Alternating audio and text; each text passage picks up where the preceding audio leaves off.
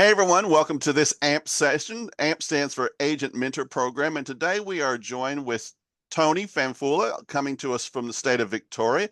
Tony, welcome to AMP. Thanks, Rob. How are you? Yeah, Hello, good, all. mate. Good.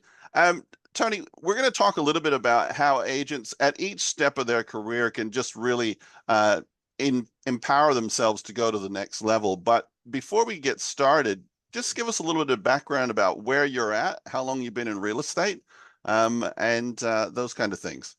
Yeah, I started in 1997. I'm in outer eastern Melbourne, a little bit suburban, a little bit regional, hobby farms, a lot of first home buyer market, and yeah, been doing that for 25 or 6 years.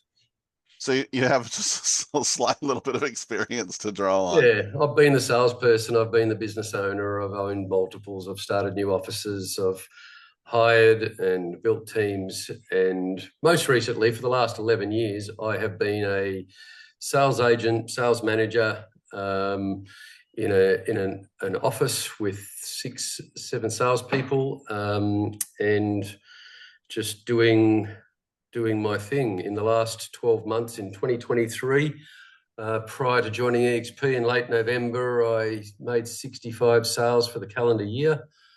I don't know what my GCI is. I probably gave up worrying about that a long Yeah. time ago.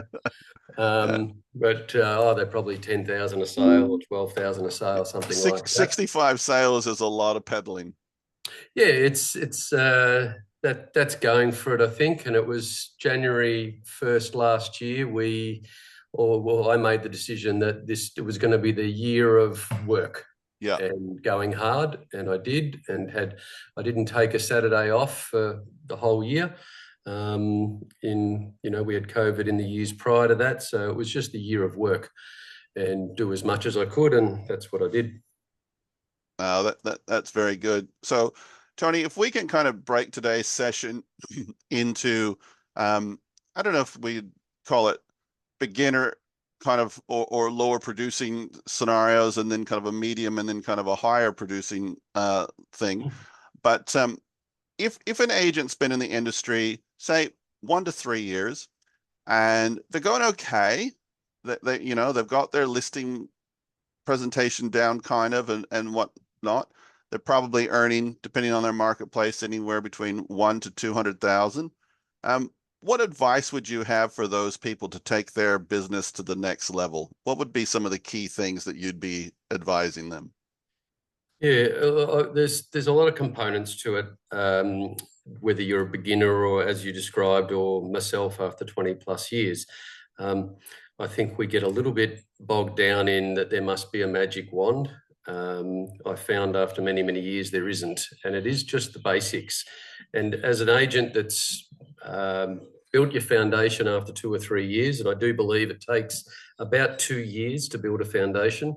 So in that 2 to 3 years, if that's the thing, it's just getting really expert at the systems and processes that you have available to you.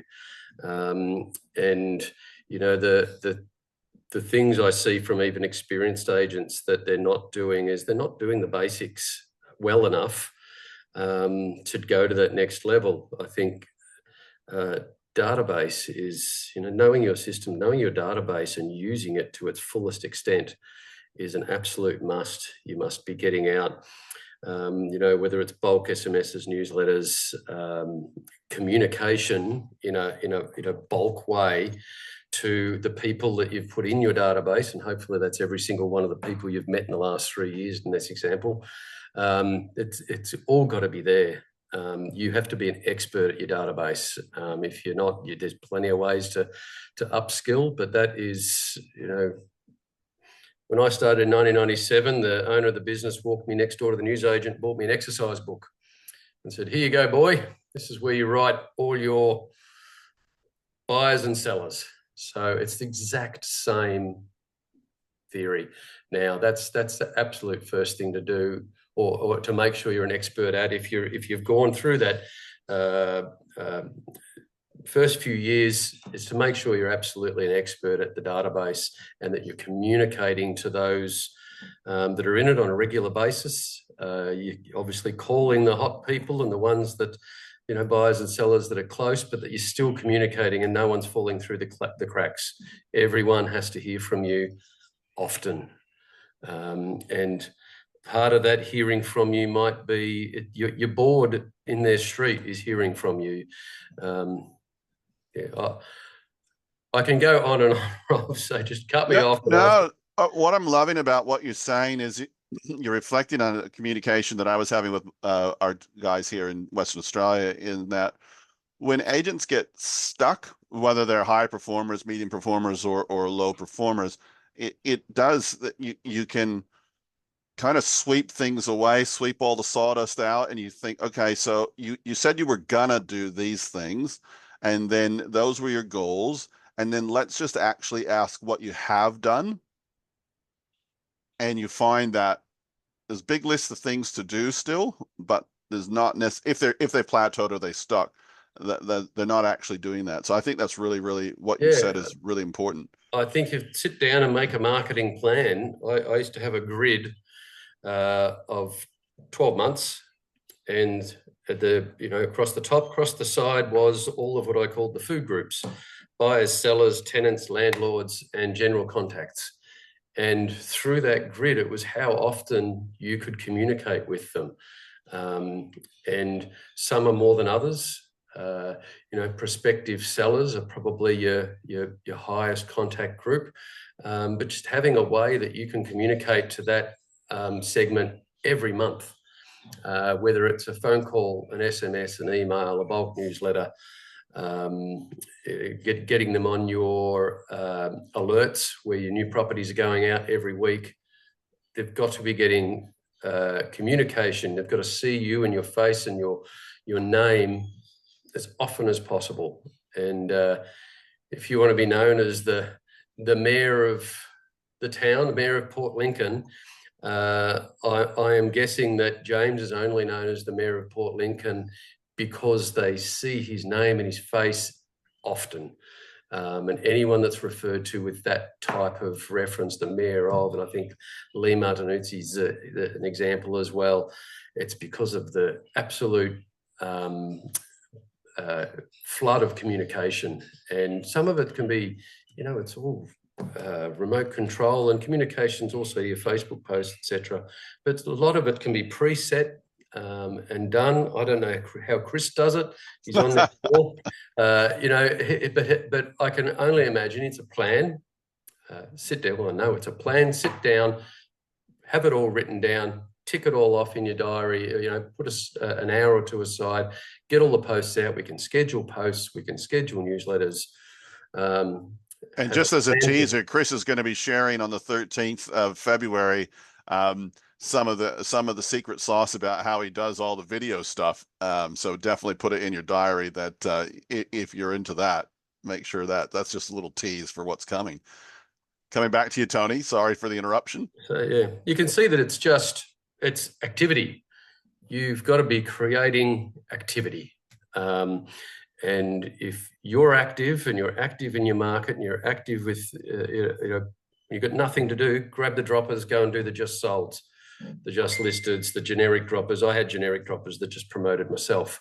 So it was just, look at me, if you know what I mean. Did you traditionally, or have you traditionally worked a patch or a farm area or that kind of a thing? No, never. I never really had any boundaries. I wasn't with a company that had boundaries as such. There was a few little nuances, but no, I worked a fairly large area, very spread out, thinly populated area. It had about 20 little villages of 2,000 and 3,000 people. So it was, you couldn't do a farm because they'd be too small. Yep. But yeah. I'm just curious of that, because I find people kind of go into two lots. Our rural agents are different, maybe in the sense that they might have one or two or three communities that they focus on. Like I can see behind the screen, Peter Forbes is obviously in Dalby in Queensland. That's kind of where his specializes, and Jason and James are in Port Lincoln, which is a kind of an insular community. But then you've got people that are in a more metro area where they may have an area they like to sell in, but they wouldn't survive if they just focused on that. So they're really incorporating relationships as what you're talking about, and relationship nurture. And, you know, I'm thinking about one of our agents here in Western Australia. The phone just rings for this person and they say, my cousin told me I'm thinking about selling my house. My cousin told me I need to ring you. Well, Mm. that could be 20 minutes from where the agent lives, or it could be 40 minutes or an hour, but that's how that agent does business.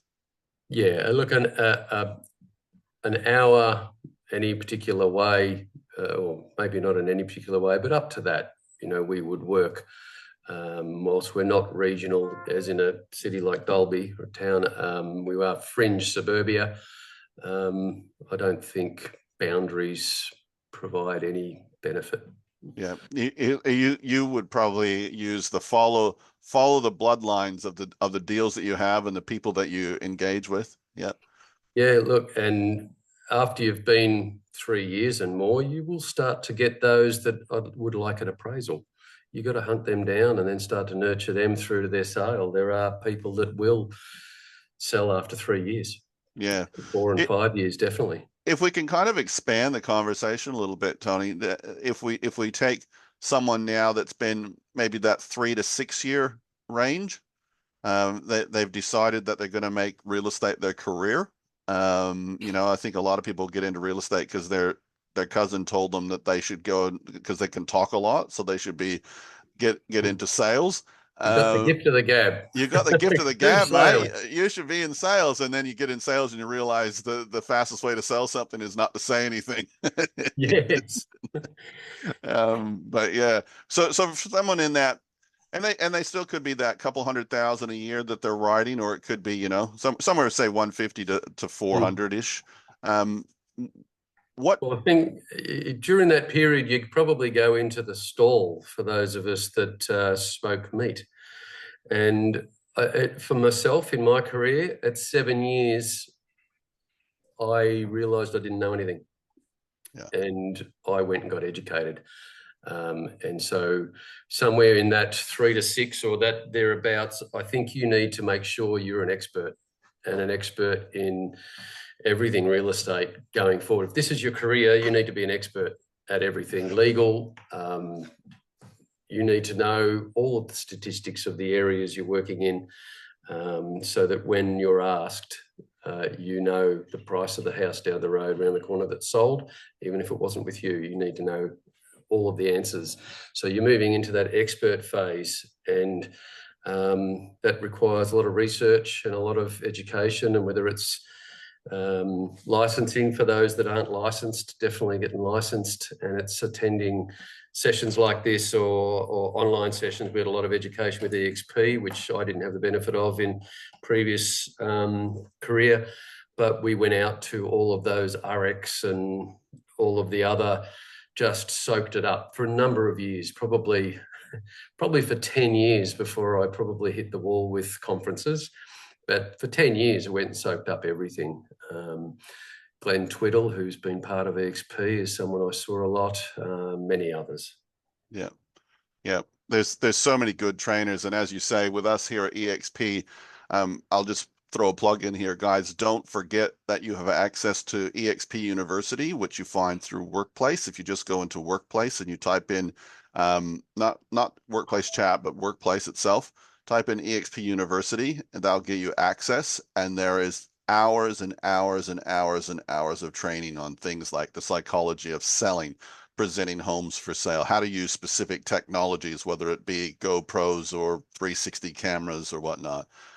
Anything that you could want to learn about is in there. So take advantage of it. How to get better at business is in there, how to build your business in a legal and accountancy sense. Fee negotiations, all that. But yeah, when you're moving into that, this is going to be my career phase, then you need to be educated. And for me, as I said, at 7 years, I turned around, looked in the mirror and thought, and as a 37-year-old full of ego, it was not an easy thing to say, hey. Because at 30, I knew it all. At 37, I knew nothing, it was very good for me to come to that realization. Yeah.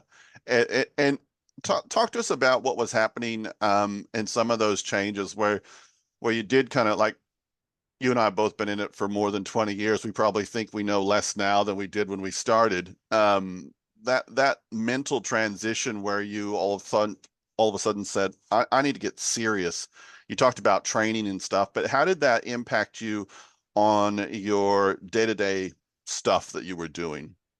So you obviously went and got the training, but then how did you implement it? Yeah, it's interesting with training. I think it was John Hopkins or one of those. What was there a state? The thing that got me about the training is they'd spend a day or two or a session or whatever, and they'd have fantastic ideas and brilliant systems and lead generation ideas. And then they would almost laugh at themselves and say, oh, but you're all going to go back to your offices and get busy and not implement any of this. So we'll see you at the next conference. And that really struck me as, they're just, Brian Tracy, I think it was, that said that they were just pulling money out of our pockets and knowing that we'd be back to get probably the exact same information and pay for it again and never use it. So that really struck me. And I really endeavored to grab those items that I wanted and really implement them and use them to call the bluff of that trainer, if you like, to say, no, I am going to do this. And not everything, but just the ones that resonated with me. I tested and measured a lot of things. Some things don't work, move on to the next thing, but there's probably 100 different ways to, generate leads and contacts in this business. So it's finding the ones that work for you and your markets. Yeah, I can remember going to training where someone would say, I can't give you one thing that will give you 20 listings this month or next month, but I can give you 20 things that will give you one. And so then you just have those silos of your business that are working towards getting the next listing. Yeah, and I can't lay claim to having invented any one particular unique lead generation method, but just tweaking everything that we know to do. I got a lot of success out of a simple thing, post-market appraisal droppers. So a simple dropper that said, hey, I've been in your street and seen one of your neighbours. I've researched all your area. If you'd like to find out, gather that knowledge from me, it'll only take 15 or 20 minutes. I'm happy to drop in and share it with you. So you've done an appraisal at 7 Smith Street, and then you're dropping that in at 1, 3, 5, 9, whatever Smith Street. Yeah, so we all seem to go with just listeds and just solds. This was neither of those. This was I just appraised, and I just offered my knowledge that I'd done all the research because I was in that immediate, I think I called it neighbourhood, in your neighbourhood, and people would call. Or I'd say I'd be there, I'm coming, if it was a very specific printed letter, I'd say I'm going to be there Friday between 9 and 1. Give me a call to slot in a time. And they would. Yeah. Yeah, we've used something similar like that, and people go, now I know you said you can be here between 2 and 6, but I work there. Is there any way you can come? And you think, well, to see your way clear in your diary to free. Look, and it's building the database, and that's what it's all about. And then they go into that contact stream, that marketing plan that you have, and 2 or 3 years later, you're their agent. Yeah. And all any of us want is the opportunity. Getting the call to say you're the only person I'm calling and come and sign me up. Yeah, that does happen. That's fantastic. But if you're one of 3, you just got to be one. Yeah. You've just got to get the opportunity, and that's what all of the marketing system for me was. Is I just want to be able to get called in the door at the time that they're thinking of selling. Yeah. Tony, can I ask you? So I know you've been a sales manager before. You're currently the licensee for EXP in Victoria. You've seen a lot of people succeed in the industry, and you've seen those that maybe haven't. Can we start with the negative and then move to the positive? Those that haven't succeeded in the industry, and I'm not saying that don't mean the ones that made a career change because they wanted to, but those that tried real estate and it didn't work for them. What maybe are 2 or 3 things that those people do or don't do that leads to that?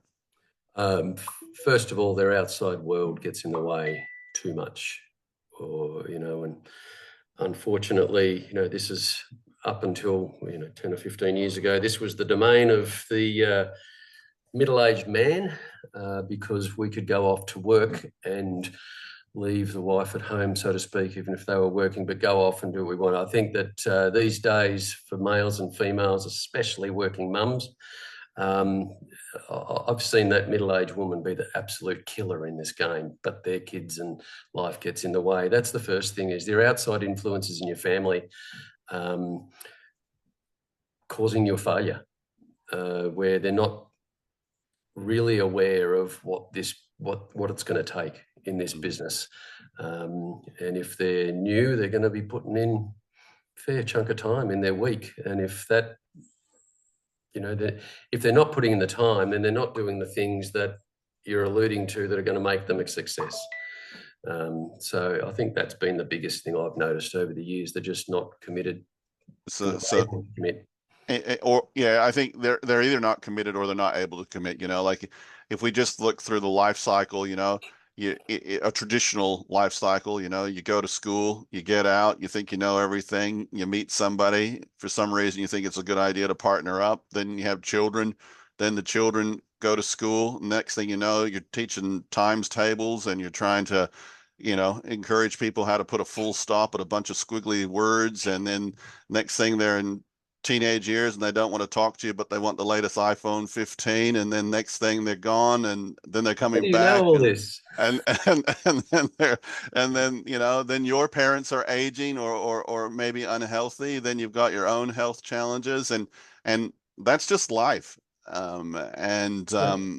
Somewhere in there, you got to fit 60, 80 hours a week of real estate, not 38, if you're going to be committed in that first few years. And it's difficult. We've got 7 kids between us. Yeah. I know all that story. Yeah. But that not putting in the time, that's what it translates to be doing the things that we've spoken about. So if someone does apply, so maybe we can move to the positive. If someone has the time and they can carve out the time and they can be focused and not distracted by the outside world, what are the probably top 2 or 3 skills that an agent needs to have to take their career to the next level? There's one skill that I can't train: timing. Yeah. I don't quite know how to explain it, but I think you probably all know what I mean. But when you're having conversations with people, just knowing when to say what, the timing of it. Now, we can all do scripts and dialogues, but in scripts and dialogues, timing is something that, it's a skill that you've either got or you haven't. I think that comes back to the gift of the gab a little bit that we spoke about earlier, is just having that timing in the conversation to know when to say what. Apart from that, as a personal skill, you've got to have incredibly good technology skills these days. Have done for a long, long time. I stuck the floppy disks in my desktop computer in 1997, and no one knew what they were. They were a database program no one had used. And I think that, the tech from there to now, and I was known as the tech nerd, even though I'm not techie as much anymore, but having the technology awareness, and, there are people in our industry, in our company, that can't use the CRM. Yeah. And I spoke to one yesterday. Don't use it. You're not going to make it.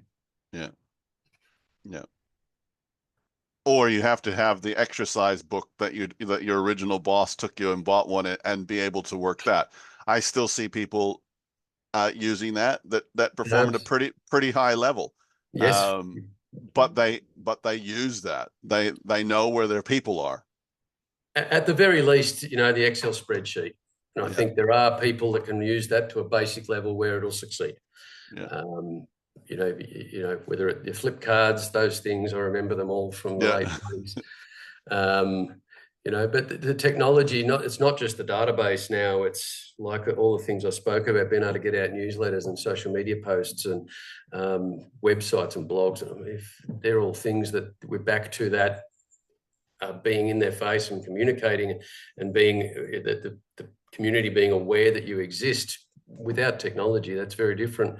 I've taken out full pages in the paper with my face on them. Did 2 or 3 of those last year. It was part of a big picture, but it's expensive exercise to spend $1,000 on a full page in the local paper. But again, it's something I think you still have to do it. Yeah. You're talking about covering all of your bases, covering all your bases.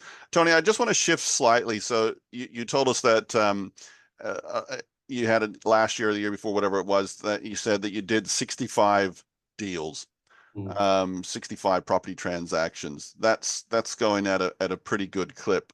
In Australia, that probably would be in the top 5 to 10% of agents as far as volume of transactions. What changes did you have to make in your life, your skills, your time management, whatever, to do that? The first one was to have a very simple and clear system for managing listings. And I did it just in a spreadsheet of just the live listings, the ones that were in contracted but not unconditional, and then settled. Just having one spreadsheet that kept all of when the photos were, when the board went up, do I have the Section 32, have I sent out a new listing email to my colleagues, all the little things that have to be done. And there wasn't a lot, because there's only about, once you've got a listing, there's probably, I think there's about 10 things maybe that you have to do to ensure that that listing goes live and everything's done, 10 big chunks. And, add copy, photos, the obvious ones. But just having a system for that where I could manage. Knowing your chunks and then having a system for them. Having a system where I could manage that and not let anything slip through the cracks. And because when you've got 2 or 3 listings, it's not too bad. But when you've got 15 or 20, it gets horrendous. Yeah. And so that was just being systemized. And I've always been a systemized type person, sometimes more time than others. But that was something I implemented at the start of last year that got me through the year. I wouldn't have been able to keep track of everything without it. Having something to, one thing I implemented, web books. Having a web book, which is something that you may have heard of, but having a web book for every property. So when a buyer said, give me more information, I had it all pre-prepared, one link, here you go, everything they could possibly ask for. Section 32's contracts, rental estimate letters, everything was in one link for every property. So, yep. And whether somebody does that through a web book or through a Google Sites page or through a landing page in Canva, there's a lot of options to do it that way. But I love that concept of just, here's a link. Yeah, it was the concept of the link that answered all the questions, so that you didn't have to, check yourself as, oh, did I send them that? Or what? Oh, no, I forgot to attach this, or anything like that. So again, it made the system of communicating with buyers foolproof. And I'm testing Realtair at the moment to see how that's going to provide the answer in that space for me in the future. But knowing that once I sent that link, that job was done, and then it was just the answers that came back around the property, different things. But having that system. Yeah, now that makes a lot of sense.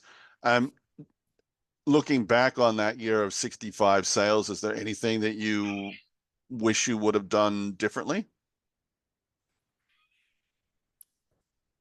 In other words, have you looked back and thought, if I would have just tweaked that slightly, I could have had more personal time, or I could have had more listings, or whatever? Yeah,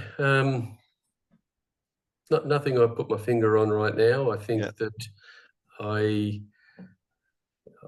think the we were going through a changing market, which is nothing to do with my system, only that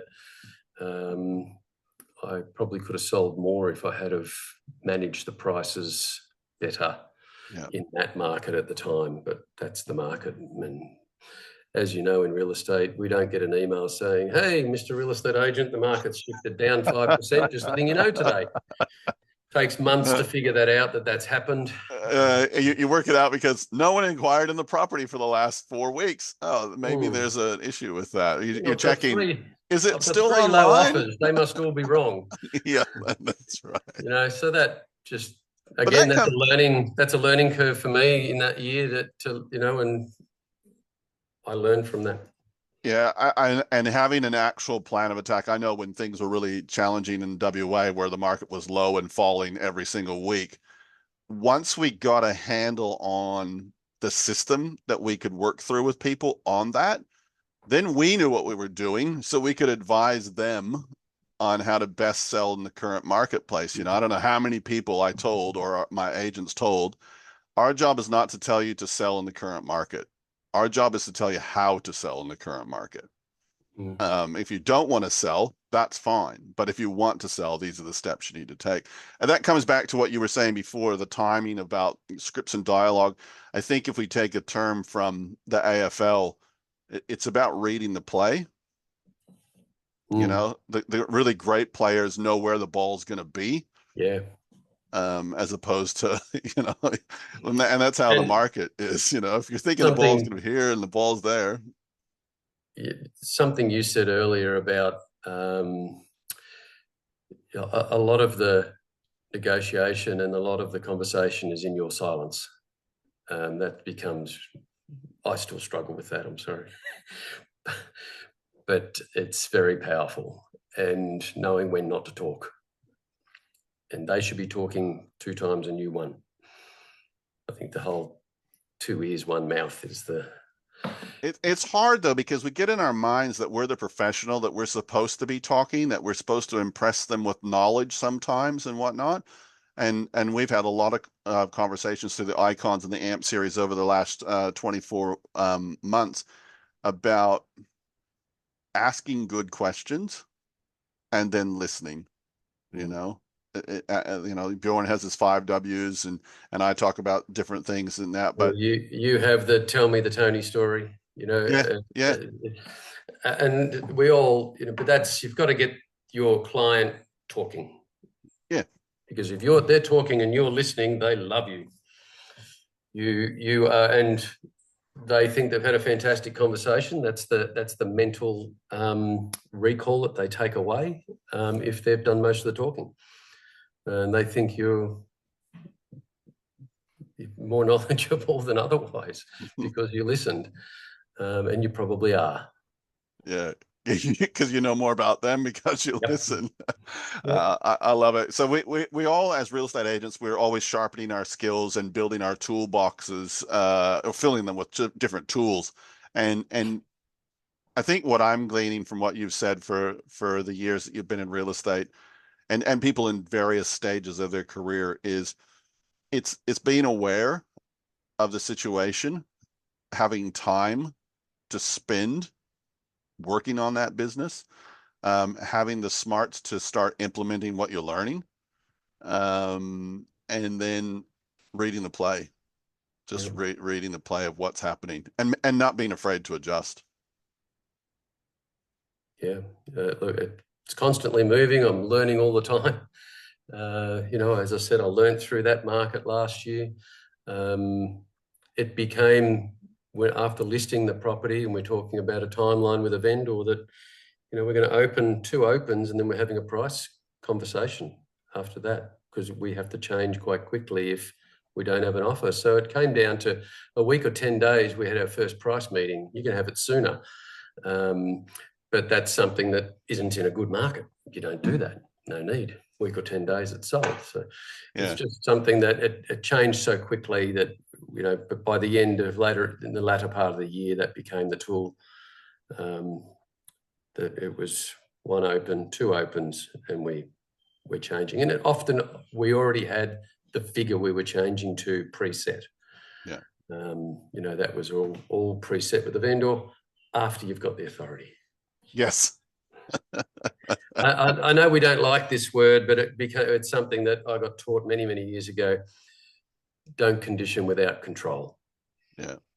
And it's not even control. So like if we as real estate agents, we give free advice to a lot of people sometimes, you know, like you get people asking you, how's the market? And you're telling them this and that, not realizing that they're actually filtering that.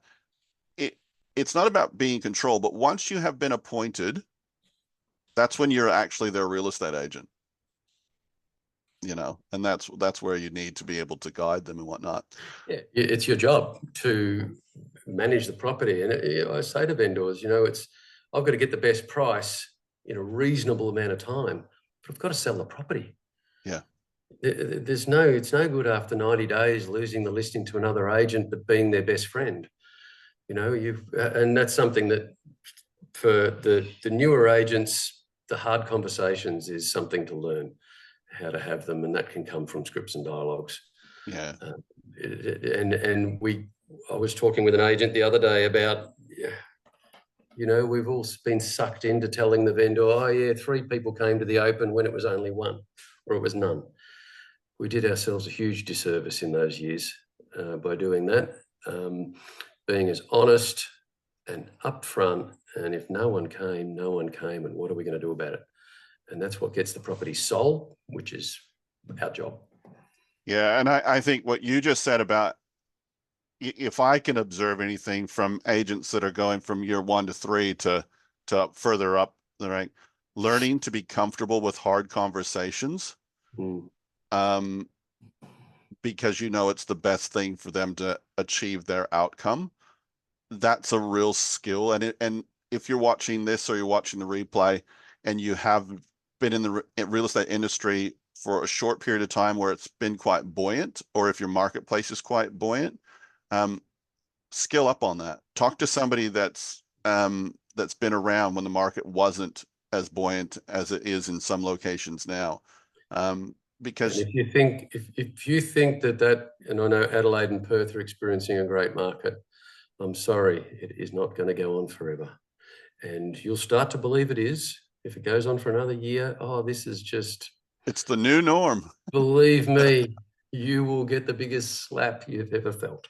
Yeah. It's coming.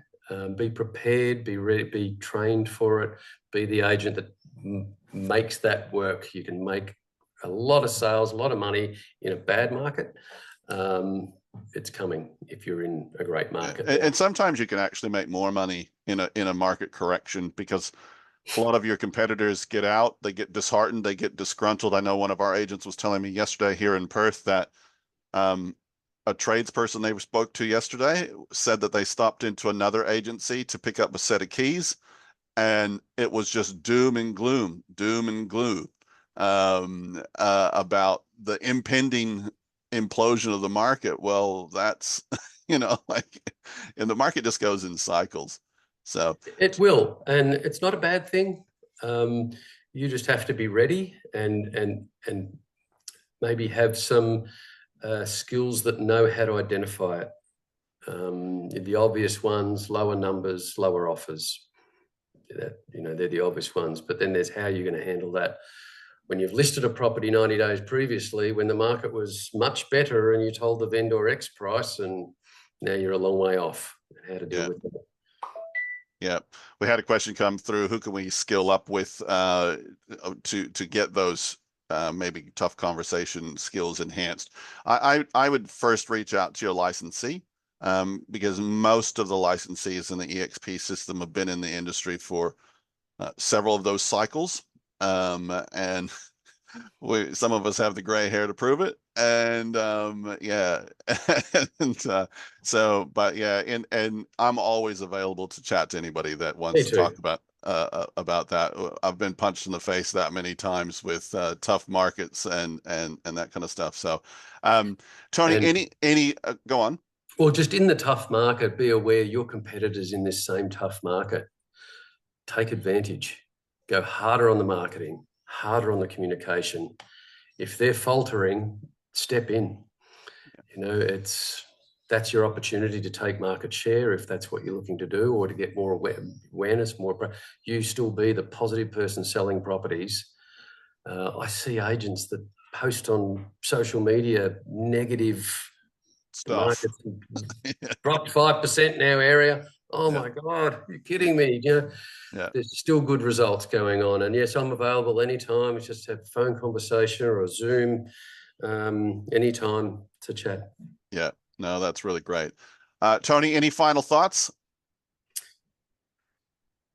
No, as you know from our day, Rob, my mind's a bit mush. Yeah, no, What's that's happened? So I had a 2 a.m. meeting this morning with in the National EXP World. yeah, So this is the day for Tony to be interviewed, so it's this wonderful. was not a good day for it. No, it's fantastic. So I really appreciate you sharing your wisdom and knowledge. And I think there's a lot of stuff. If you are watching this, you can go back and watch the replay and just pick out some real golden nuggets there. Tony, thanks for appearing on AMP. Thanks, Rob. Good to see you all. Thank you.